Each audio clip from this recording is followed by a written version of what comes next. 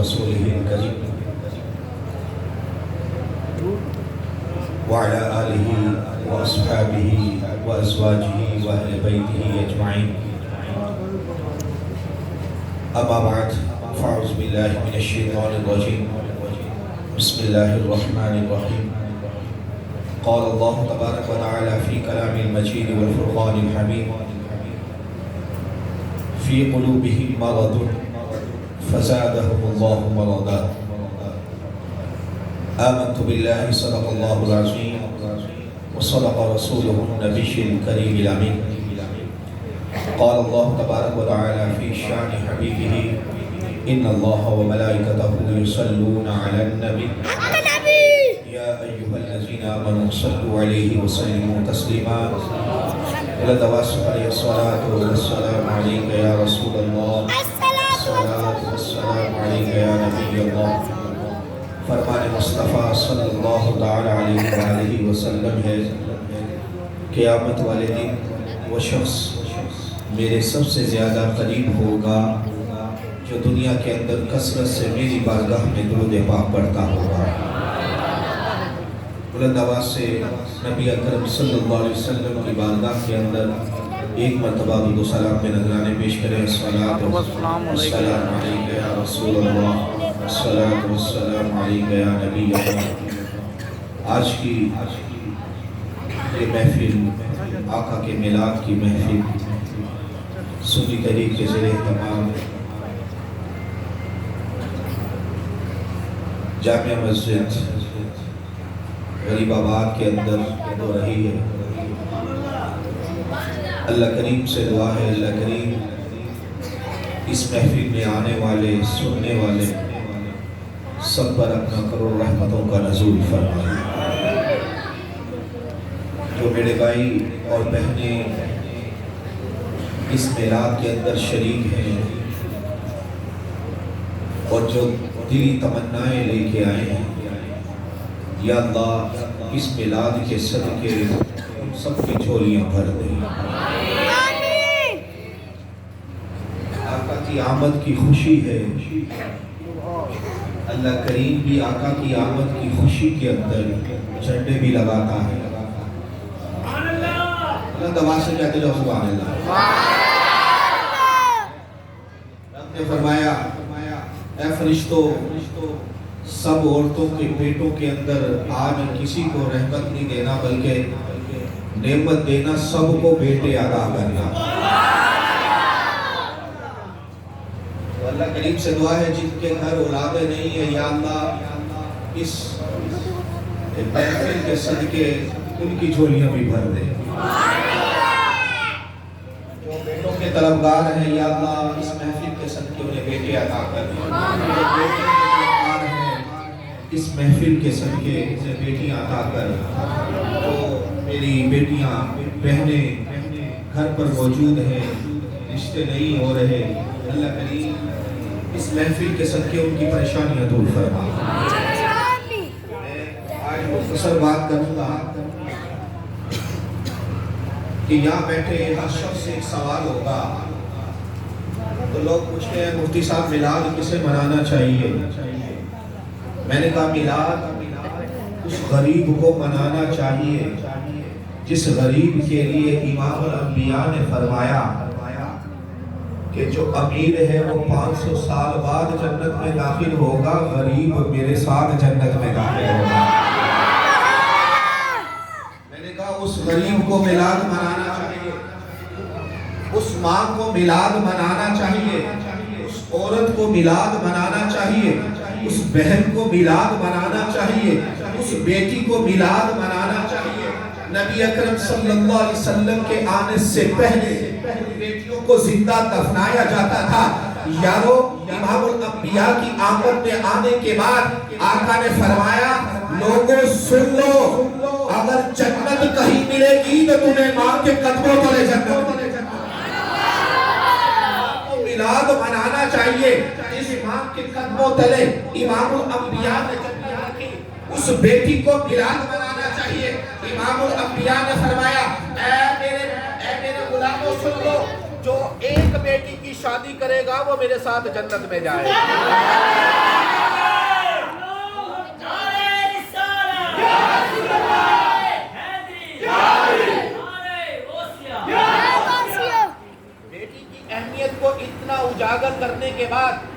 کہا اس باپ کو میلاد منانا چاہیے جس باپ کو بیٹا اٹھا کر تندور میں ڈال دیتا تھا، باپ کی کوئی عزت نہیں کرتا تھا۔ میرے امام الانبیاء نے فرمایا ہاں باپ کا مقام یہ ہے کہ جب تک باپ راضی کرتے جاؤ گے جنت میں جانے گا۔ یہ باتیں تو ہو گئی ایک طرف، اب قرآن مجید کے اندر میں نے آیات تلاوت فرمائی ہے، آپ نے اس کو سمجھنا ہے۔ ابھی قاری شاہ صاحب نے شعر پڑھا، نثار تیری چہل پہل پر ہزاروں عید ربیع الاول سوائے ابلیس کے جہاں میں سبھی کو وسیم رضا قادری صاحب ابھی تو یہ شعر ہضم نہیں ہو رہا، ایک اور شعر آ گیا ہے۔ وہ کون سا شعر ہے؟ ابلیس کو آگ لگ جاتی ہے، ابلیس کو آگ لگ جاتی ہے وہ چیلے چمچے۔ اچھا ابلیس خوش نہیں ہوتا، روتا ہے نا، اس کے پیچھے جو مفتی صاحب نے شعر پڑھا ہے نا ایک بیک گراؤنڈ ہے۔ وہ بیک گراؤنڈ کیا ہے؟ البدایہ والنہایہ کے اندر علامہ ابن کثیر نے روایت لکھی ہے، جسے مبارکہ لکھی ہے، شیطان 4 مرتبہ رویا، 4 مرتبہ رویا۔ ایک مرتبہ جب اس پر لعنت کی گئی شیطان رویا، شیطان رویا۔ جب اسے جنت سے نکالا گیا شیطان رویا۔ جب امام الانبیاء کا میلاد ہوا شیطان پھر بھی بیک گراؤنڈ میں بہت کچھ ہے۔ تو میں نے قرآن مجید کی آیات تلاوت فرمائی، فی قلوبہم مرض فزادہم اللہ مرضا، اللہ نے ان کے دلوں میں جو مرض تھا وہ مزید مرض کو بڑھا دیا۔ مرض صاحب اللہ نے مزید مرض کو بڑھا دیا۔ آئیے آج سمجھتے ہیں وہ مرض کیا تھا۔ وہ مرض منافقین کا تھا جو نبی کرم صلی اللہ علیہ وسلم سے سڑتے تھے، بجھتے تھے، جلتے تھے۔ میرے رب نے فرمایا فزادہم اللہ مرضا، ہم نے اس مرض کے اندر مزید اضافہ کر دیا۔ اس کا مطلب اپنے سمجھنا ہے۔ قرآن سے پوچھتے ہیں مولا کس طرح تو نے اضافہ کیا؟ ہم جب اس دنیا کے اندر معاملات سمجھتے ہیں نا تو اس چیز کو سمجھنا ضروری ہے، کیونکہ رب نے فرمایا میں نے ان کے مرضوں میں اضافہ کیا۔ رب نے فرمایا ہاں جب میرے نبی میرے محبوب امام الانبیاء کی آمد ہوئی تو میں نے 3 جھنڈے لگائے۔ اب آپ نے اس مرض کو سمجھنا ہے، وہ مرض ہم نے کیسے بڑھانا ہے۔ 3 جھنڈے لگائے، ہم چھوٹیاں جھنڈیاں لگاتے ہیں، ان کو درد ہوتا ہے نہیں ہوتا؟ وہ جب ان کو درد ہوتا ہے تو رب نے فرمایا ان کے درد کو مزید کرو، چھوٹیاں جھنڈے میں اضافہ کرتے چلے جاؤ، ان کے درد میں اضافہ ہو، ان کے درد میں اضافہ ہوتا جائے گا۔ میں نے کہا مولا یہ بات تو ہمیں سمجھ آ گئی کہ چھوٹیاں لائٹیں ہم مزید بڑھاتے چلے جائیں گے، ان کے درد میں اضافہ ہوتا چلا جائے گا۔ تو قرآن کے اندر ان کے درد میں اضافہ کیسے کرتا ہے؟ میرے رب نے فرمایا تم سننا چاہتے ہو میں اپنے محبوب کی شانیں بیان کرتا جاتا ہوں، منافق سڑتے جاتے ہیں۔ مولا کس طرح بیان کرتا ہے؟ رب نے فرمایا قرآن کہتا ہے اللہ نور السماوات والارض، اللہ ہے آسمان اور زمین کا۔ رب نے فرمایا میں نے اپنے آپ کو نور کہا، میں نے اپنے محبوب کو بھی نور کہا۔ وہ مولا وہ کیسے کہا؟ نور و کتاب مبین، میں نے محبوب کو اپنے ساتھ رکھا۔ پھر فرمایا میں نے شانیں ایسے بلند نہیں کی، فرمایا میں نے محبوب کو اس طرح شانیں بلند کی، فرمایا وَمَا رَمَيْتَ إِذْ رَمَيْتَ وَلَكِنَّ اللَّهَ رَمَى، اے محبوب تو نے نہیں پھینکا تھا میں نے پھینکا تھا۔ مولا رفاتے اور شان اس انداز سے بیان کیا۔ رب نے فرمایا یہ بات تو اس قدر تھی میں نے تو محبوب کو اپنے پاس بلا کر فرمایا، کیا فرمایا؟ فَدَنَا فَدَنَا فَكَانَ قَابَ قَوْسَيْنِ أَوْ أَدْنَىٰ، محبوب تو میرے اور قریب ہو جا، یہ بدبخت اور چڑھتے جائیں، ان کا بڑا زور بڑھتا ہے۔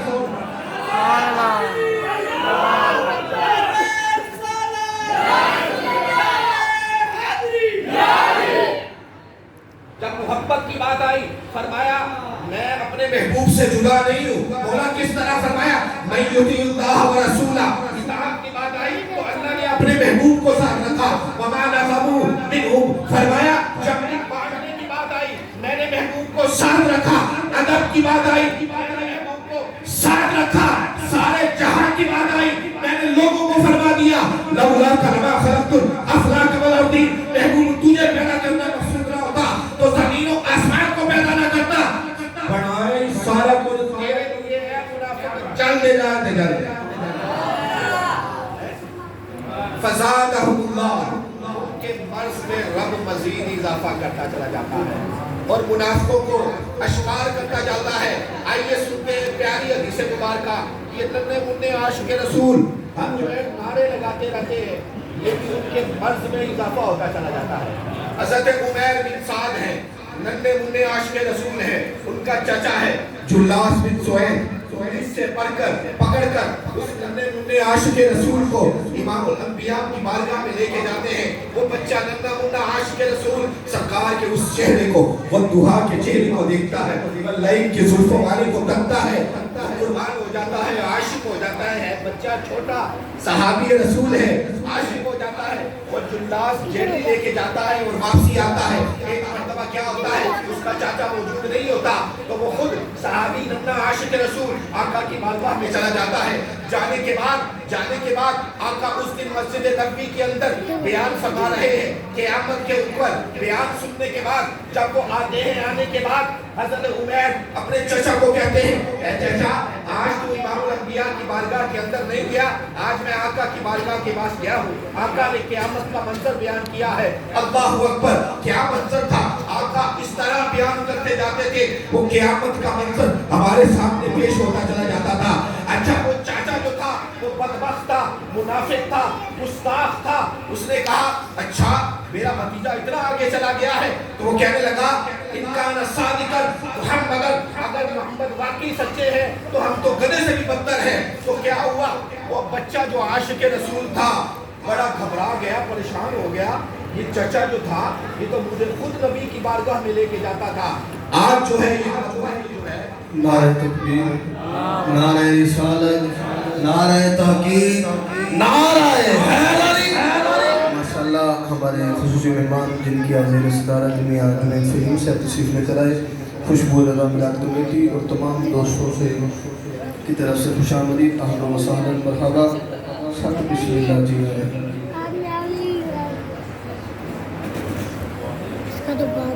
نعرہ تکبیر، نعرہ رسالت، نعرہ رسالت، نعرہ تحقیق، نعرہ حیدری، میلاد مصطفیٰ۔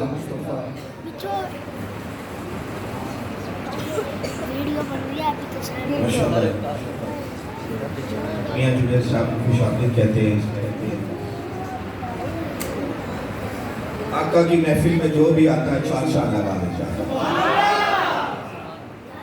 قرآن کہتا ہے فزادہم اللہ مرضا، ان کے مرض جو ہے بڑھتے چلے جاتے ہیں، عاشق دا حسن ودہ چلا جاتا ہے، منافق دا چہرہ سڑتا جاتا ہے۔ یہ ہے قرآن کی آیات کا مطلب۔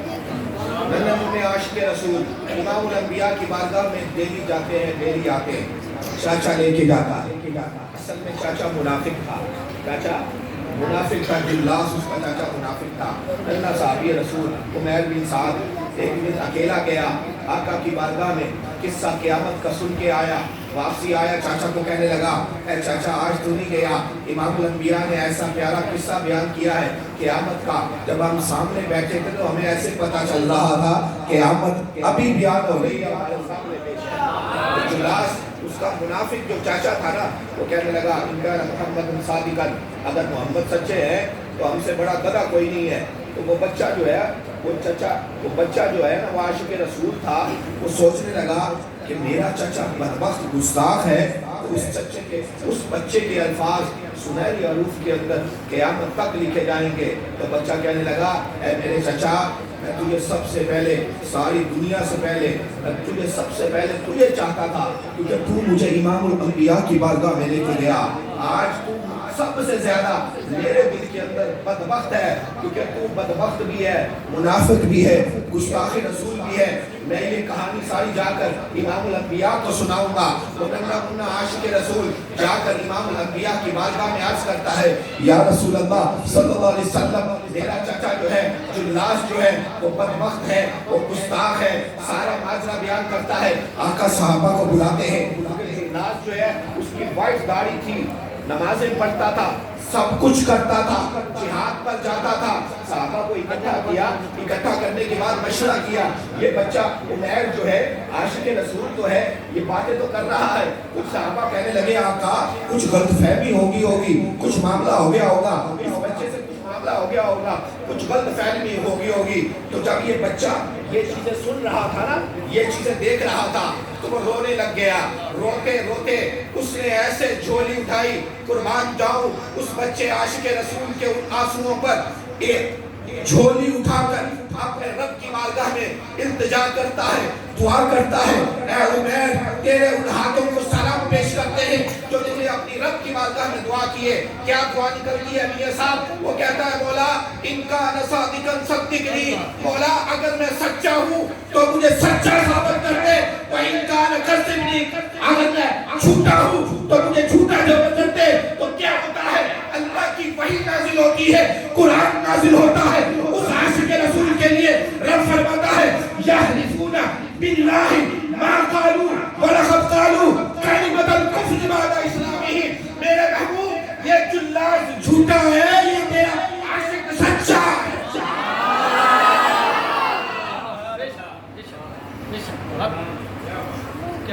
رب نے فرمایا فی قلوبہم مرض, محبوب ان کے دل میں مرض تھا, ان کے دل میں مرض تھا.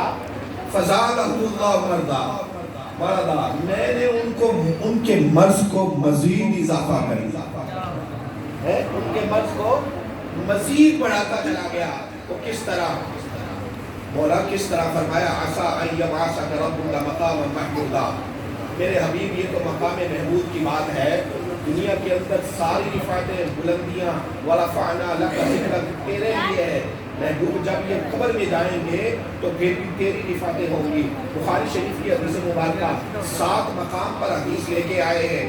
صرف ایک سوال لے کے آئے, 3 سوال نہیں لے کے آئے. وہ ایک سوال یہ سب کیا ہے, وہ ایک سوال کیا ہے مجھے سمجھ نہیں آئی. وہ ایک سوال یہی تھا کہ ما کنت تقول فی حق ھذا الرجل محمد صلی اللہ علیہ وسلم کہ من ربک ما دینک. وہ سوال کہاں گئے؟ صرف ایک سوال لے کے آئے ہیں. مجھے پھر وہی بات یاد آئی. میرے رب نے فرمایا فزادہم اللہ, میں ان کے مرض بڑھاتا چلا جاؤں گا کیونکہ محبوب قبر کے اندر بھی تیری شانیں دیکھتے رہیں گے, جلتے جائے گا. قبر میں بھی جلتے جائیں گے, حشر میں بھی جلتے جائیں گے, حشر میں بھی جلتے جائیں گے. تو پھر اعلیٰ حضرت نے ایسے نہیں فرمایا زمین و زمان تمہارے لیے, مکین و مکان تمہارے لیے, چنین و چنا تمہارے لیے, ہمارے یہاں تمہارے لیے. اٹھے بھی انہیں جانا, رضا سے انہیں جانا, انہیں جانا, انہیں مانا, نہ رکھا غیر سے کار. للہ الحمد بدنیا سے مسلمان اور کی محمد سے وفاتوں نے تو ہم تیرے ہیں. یہ جہاں چیز ہے کیا, لوہو قلم تیرے ہیں اور صدائیں درودوں کی آتی رہیں گی جنہیں سن کے دلشاد ہوتا رہے گا. خدا اہل سنت کو آباد رکھے, وہ ہم ہوتا رہے گا. اللہ کریم سے دعا ہے اللہ کریم جو کچھ سنا اسے یاد رکھنے, اس پر عمل کرنے کی توفیق عطا فرمائے. وما علینا الا البلاغ.